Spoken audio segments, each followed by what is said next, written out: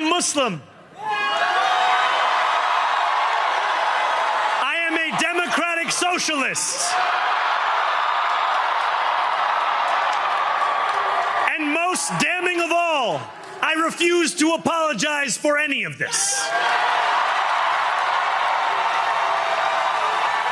You know, it's funny, I was talking to a friend yesterday, and one of the things that we were discussing is that Mamdani, in the latter stages of the campaign, had actually started to moderate himself in terms of his rhetoric. And what's funny is that even the person who is making this case gave the concession that they knew full well that I did not buy into said moderation. And a perfect example of me being 100% right is the speech that Mamdani gave after winning the New York City mayoral election. It actually happened. The socialists defeated former Governor Andrew Cuomo, and honestly and genuinely, I am really disappointed in the city of New York, but not surprised. And by the way, the chief architect of Mamdani's campaign, his greatest asset, his greatest ally, is former Governor Andrew Cuomo, who basically ran a campaign that was about nothing for well over a year, and then in the last month, we ran the ads in a previous video, he started actually running decent ads, or at least the PAC supporting him ended up running decent ads. But the thing is that if you drop ads after early voting already started, how can you expect to win? If you start campaigning after 750,000 people already vote, the majority of which already voted for your opponent, then what do you expect the outcome to actually be? So yeah, this is where we're at in the city of New York. Zohran Mamdani will be the mayor come January 1st. The communist revolution has succeeded in my great city, and it's absolutely terrible, and I'm going to explain why and what could have been done in order to prevent this from occurring. But before we get into that, I want to thank everybody who supports this channel via actualjusticewarrior.com/join. Give me the money. Give me the money, okay? New York, tonight you have delivered a mandate for change. A mandate for a new kind of politics. A mandate for a city we can afford. And a mandate for a government that delivers exactly that. So make no mistake about it, November 4th, 2025 was an absolutely devastating night for the Republican Party, for the evil orange man, and while a lot of people on the left wing are trying to make Mamdani the champion of election night, the big winner for the left, in reality, Mamdani did not drive the left to a great victory. What actually happened was the Democrats overall had an absolutely amazing night. We thought that the New Jersey gubernatorial race would be pretty close. Jack Ciattarelli looked poised to at least make it a competitive race over in New Jersey, and Mikey Sherrill was a uniquely bad candidate.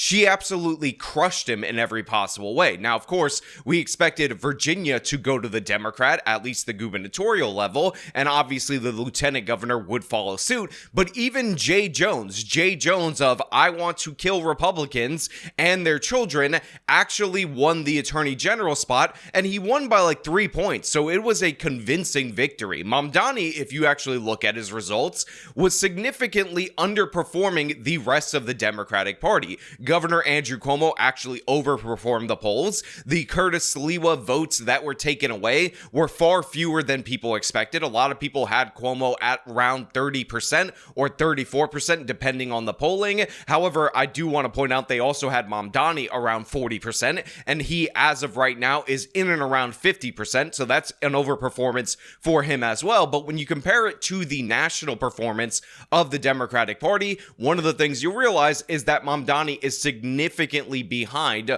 all these other establishment Democrats. So this was a night for the Democrats to get victories. This was a night for them to remember. And by the way, a decent portion of that definitely rests on the shoulders of the Trump administration, essentially fumbling the bag in a bunch of different areas. Obviously, the Epstein files has been a constant nagging thing on the Trump administration for a very long time. And by the way, Trump should release the Epstein files. It's ridiculous that they're not released. But in addition to that, you also have him just undercutting the candidates mandates that he's trying to support. There was a tunnel project from New Jersey to New York that I believe was already underway, or at least already approved, and Sean Duffy ended up pulling approval for said project as a punishment to New York and New Jersey, and guess what? That was essentially used in order to attack Jack Ciattarelli, who ended up embracing Trump, and Trump embraced him during this gubernatorial run. And if you look at the exit polls,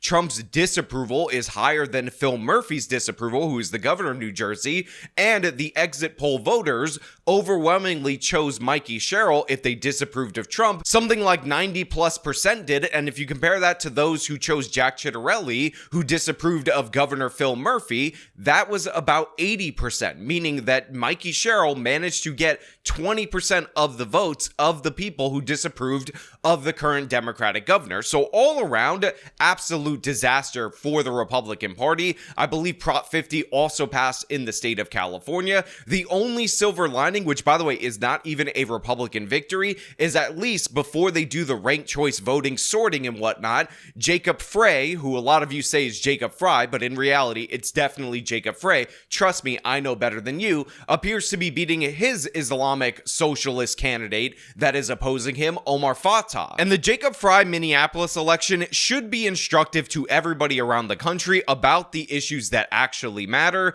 because the reason Jacob Fry was able to run right at Omar Fatah on the issue of affordability, despite the fact that Fatah was running basically the exact same campaign as Zoran Mamdani, is because Jacob Fry actually did stuff for affordability. Rents are actually lower, as we talked about, in the city of Minneapolis, not because they did rent control or rent stabilization, but because they allowed more apartment buildings. So when you look at a chart of Minneapolis rent, what you see is that adjusted for inflation, people are paying about 80 cents on the dollar compared to what they were paying in 2017, which is a huge change in a positive direction for a guy who's running against a socialist pushing affordability with price control. Not to mention the fact that St. Paul, at this exact same time, actually pushed one of the strictest rent control laws in the entire country.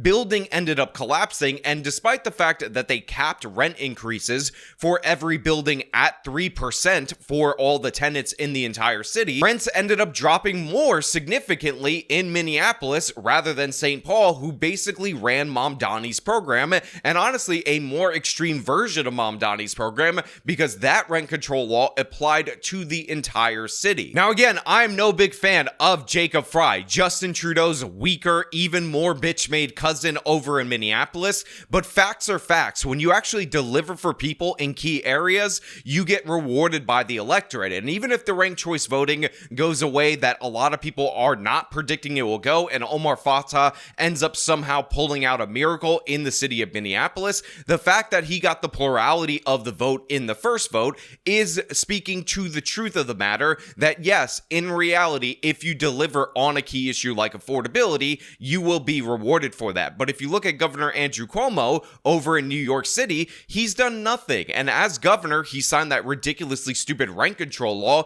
that, by the way, the Mamdani types supported. If Mamdani was actually in the state house at the time, he 100% would have voted for. Just shows you that this guy doesn't have a clue. Again, this is the guy who brought us bail reform, so how are you going to run against Zoran Mamdani, who fully embraces it? This is a guy who brought us new rent controls that pull a bunch of units off the market, so how are you going to run against a guy who again is advocating for those very same rent controls? And Andrew Cuomo signed that stupid law, as we talked about in a previous video, because he didn't care. He said he would sign whatever the legislator put on his table.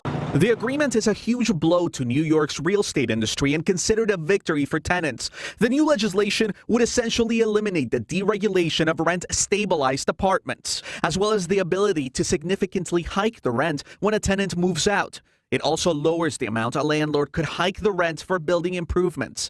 There's also new protections for all tenants, such as limiting security deposit to 1 month's rent, making unlawful eviction a Class A misdemeanor, eliminating blacklists for rental agencies, and protection against retaliatory evictions. We've been fighting for 2 decades for some of the laws that will be in the bill. And while Governor Cuomo has pledged to sign whatever bill eventually makes its way to his desk, I believe it is a step forward. This is the best bill they can pass.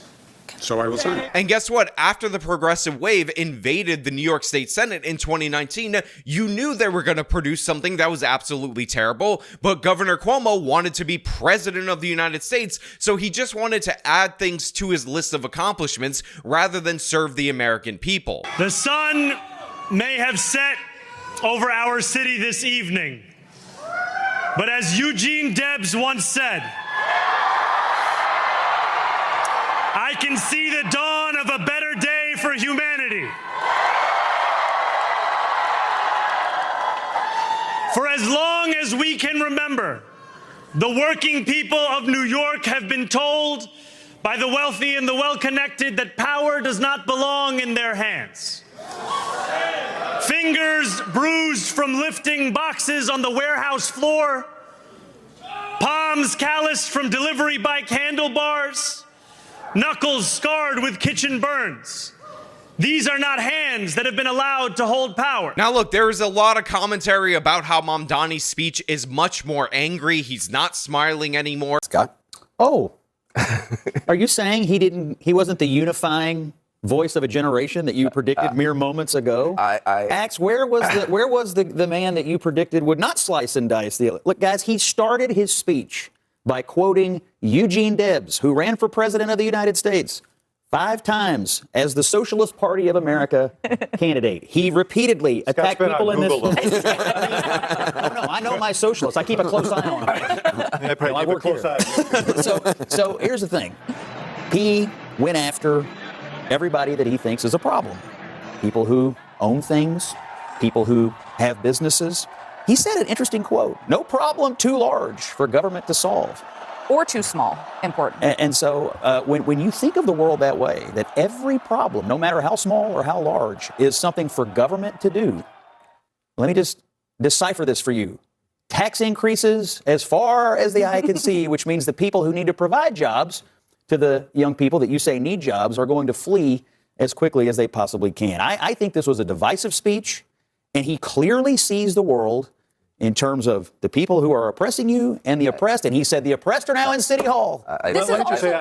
He's going full mask off, and nobody should be surprised by this. Before his mayoral campaign, this was one of the most angry representatives there were. He wasn't Mr. Nice Guy, as he's been playing throughout this entire campaign, and the mainstream media should have called him out on it. They should have called him out on his defund the police agenda, which again, Andrew Cuomo refused to call for what it was, even though Mamdani's saying that he won't hire any new cops, he will stop police overtime, and then he will divert those funds to a Department of Community Safety, which is a bunch of social workers that will be deployed to address things that law enforcement should be addressing. Guys, this is just defund the police under a different name, and it was never called out by Governor Andrew Cuomo in any significant way. In fact, we never even saw the tapes of Mamdani repeatedly calling for defunding the police.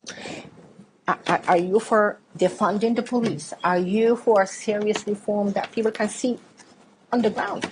I am in favor of defunding the police.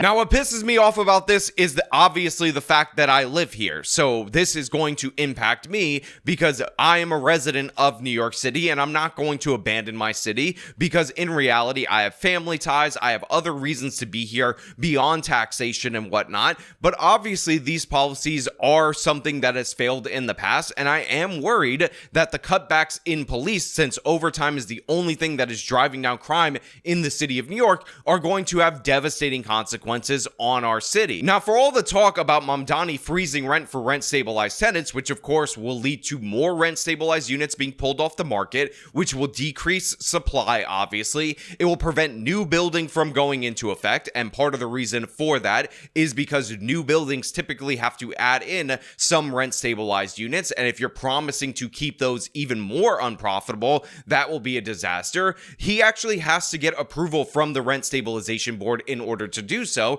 and some of those appointees aren't going to be termed out as they were appointed under Mayor Eric Adams. But in addition to that, we also have to look at his policy on taxation. He's not going to be able to raise, without approval from Governor Kathy Hochul, the highest earning income tax like he plans, or the corporate tax like he also says that he will do. So again, he's limited in those regards, but where he is completely unchained is on the issue of crime with the NYPD, and those cuts to overtime are going to be an unmitigated disaster. Now, a lot of people say he's going to keep Jessica Tisch, the current police commissioner, who really turned around the police department after Commissioner Caban, who was Adams' first pick, ended up going down for corruption. But in reality, Tisch has said that she is likely not going to stay on as commissioner unless they hire new cops, and Mamdani has pledged to not hire new cops. So that promise that Mamdani made basically at the last debate, at the last minute, isn't really going to hold water, in my opinion, especially if he's not going to do the things to ensure that Commissioner Tisch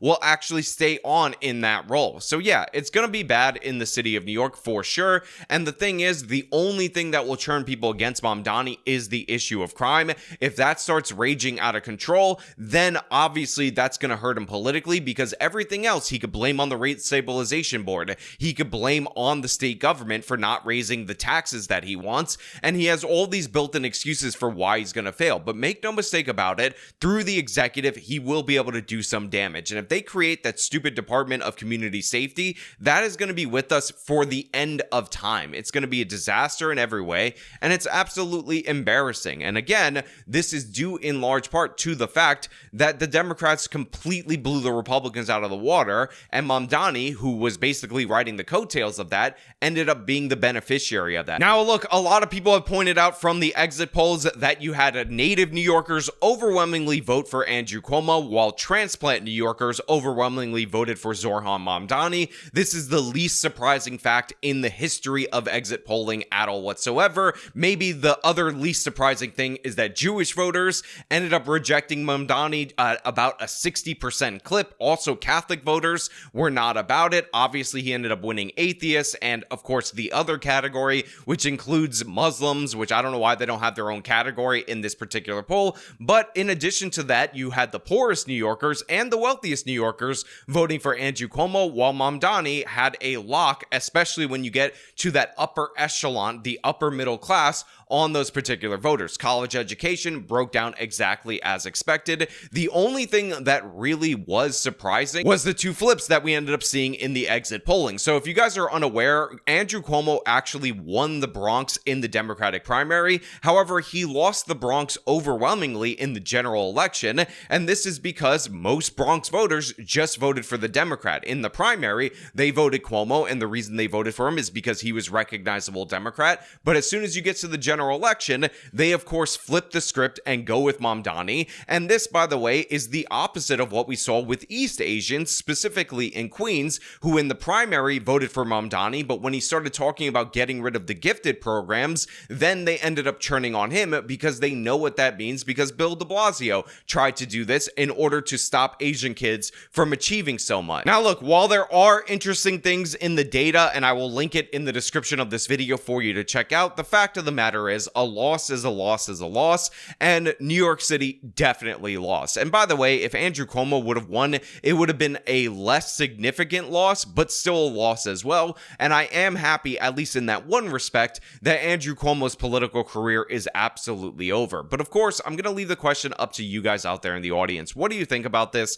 Is New York the disaster zone? Can it get any worse? I don't think it can. This guy is the worst candidate. Again, all your thoughts down in the comments below. As per usual, if you like the video, show them by leaving a like, subscribe for more content, follow me on my social media, support me via the support links in the description of this video. This has been me talking about madness in the city of New York. Till next time.